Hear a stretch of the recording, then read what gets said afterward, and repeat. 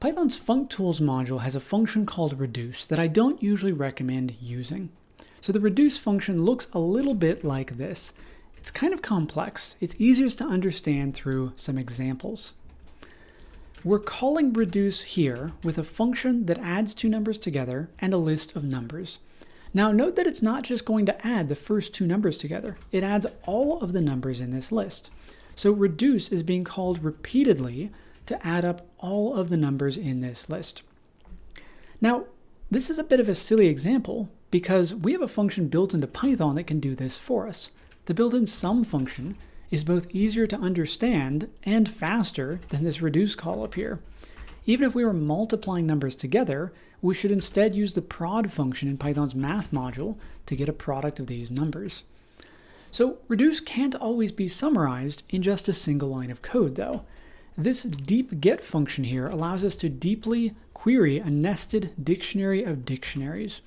For example, this dictionary of dictionaries here, we might want to look up a key in it and then look up a key in the dictionary we get back and a key in the dictionary we get back there and a key in it to finally get a value that we're looking for.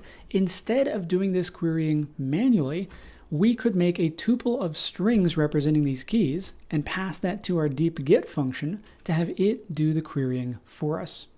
So this deep get function works and it is powerful, but it is pretty complex. There's one line of code that does quite a bit, which makes our function a little bit hard to understand. I would much rather see this function implemented using a for loop. I find this for loop easier to understand than the equivalent reduce call. Even if you're familiar with functional programming techniques and you really like reduce, you might want to ask yourself, is the reduce call that I'm about to write more efficient or less efficient than either a for loop or some other tool that's built into Python? For example, years ago, I saw this use of reduce in an answer online to some kind of programming question. So this here is trying to see if all of the numbers in a given list of numbers is greater than 0. And they are. But there's a better way to do this in Python, a more readable way to do it, and in fact a more efficient way. The all function that's built into Python can accept a generator expression that does the same thing for us. So I find this easier to read, but more importantly, this is actually more efficient. If we had a lot of numbers and one of them was equal to or less than 0, this would return early as soon as it found that number that doesn't match that condition. Whereas reduce doesn't know that it could return early because it doesn't really know what we're using it for.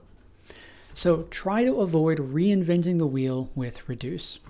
Speaking of which, here are some common operations in Python that you might try to reach for reduce for, and some tools that are built into Python that are often more efficient than reduce, but more importantly, more readable than reduce that do the same thing. Some of these, like chain map, are in the standard library. That's in the collections module in Python. Some are methods, and some are functions built straight into Python. So, Python's reduce function in the functools module can implement a complex operation with a single line of code. But often that single line of code is more confusing and sometimes less efficient than the equivalent for loop or another tool that's built into Python. So I usually recommend avoiding using functools.reduce.